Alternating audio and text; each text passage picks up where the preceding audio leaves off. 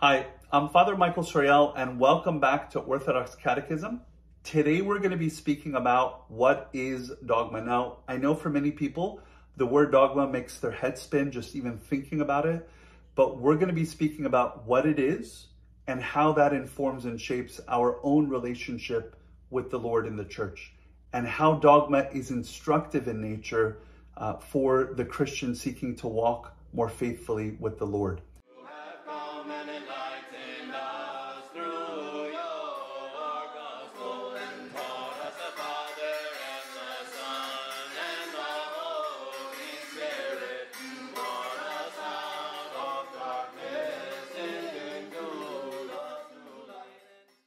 Now, the word dogma is a Greek word, and it simply means a doctrine or decree.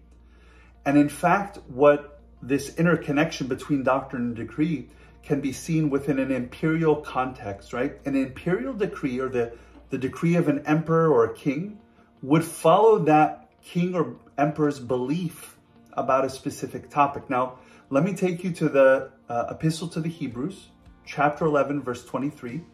We read that by faith, Moses, when he was born, was hidden 3 months by his parents because they saw he was a beautiful child, and they were not afraid of the king's command or his dogma, right? They were not fearful of his decree, the command of the king. And the question is, what is the command of the king? Well, we have to go back to the book of Exodus, the second book of the Bible, to find what that decree or that command was. In Exodus chapter 1, verse 8 to 10, it reads, "Now there arose a new king over Egypt who did not know Joseph. And he said to his people, 'Look, the people of the children of Israel are more and mightier than we. Come, let us deal shrewdly with them, lest they multiply, and it happen in the event of war, that they also should join our enemies and fight against us, and so go up out of the land.'" Now, I tend to think that the decree was simply kill all the newborn children. But the decree came from a belief, right? It's a dogma. The two are interconnected.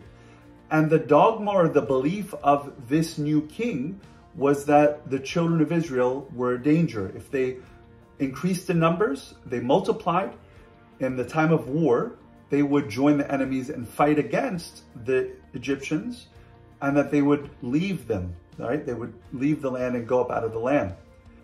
If we skip down within the same chapter, Exodus 1, verse 15 and 16, it reads, "Then the king of Egypt spoke to the Hebrew midwives, of whom the name of one was Shiphrah, and the name of the other was Puah.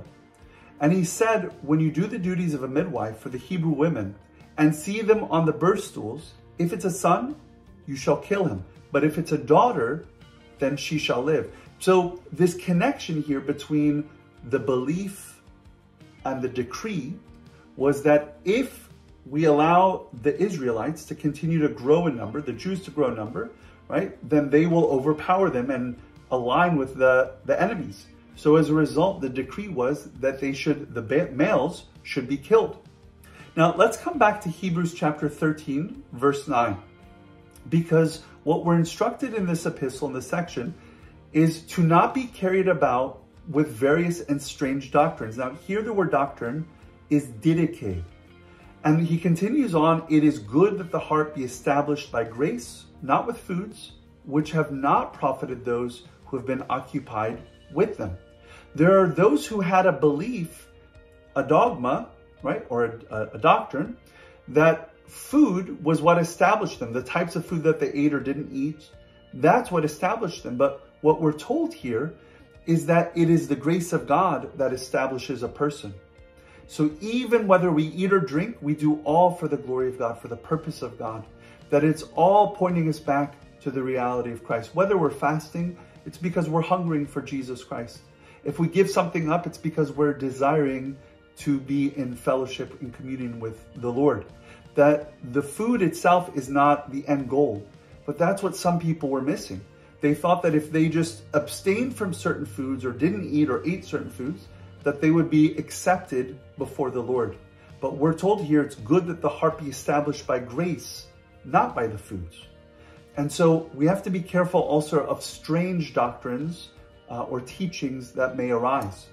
That's the reason why the early church established dogmas, or the teachings of the church, both the belief as well as the practice of the church. Now, among the early church fathers, the word dogma was oftentimes used for the doctrines as well as the moral precepts taught by Christ and the holy apostles. A general rule intended to regulate behavior or thought. We can bring both of these things together in 2 Timothy chapter 3, verse 16. We read that all scripture is given by inspiration and is profitable for doctrine. And here the word doctrine is the word didaskaleia. So it's profitable for doctrine, for reproof, for correction, for instruction in righteousness, that the man of God may be complete, thoroughly equipped for every good work.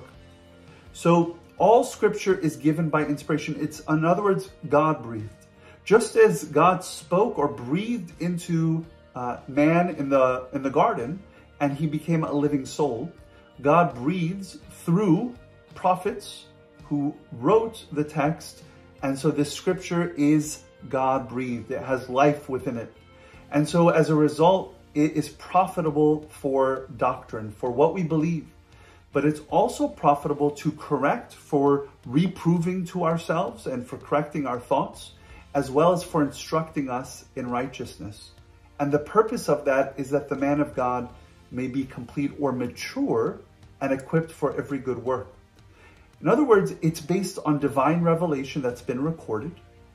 It's also profitable for teaching. In Christianity, a dogma is a belief that's communicated by divine revelation and defined or expressed by the church.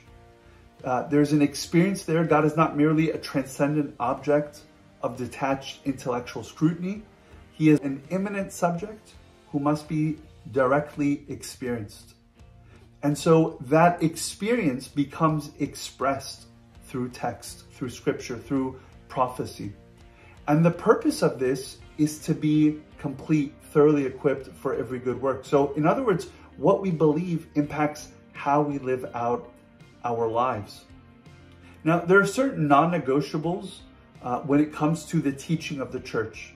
Saint Clement of Alexandria, in his work, the Stromata, book 7, chapter 15, he says that truth is warped when some teach one set of dogmas and others another. Truth is an objective reality that has been revealed himself.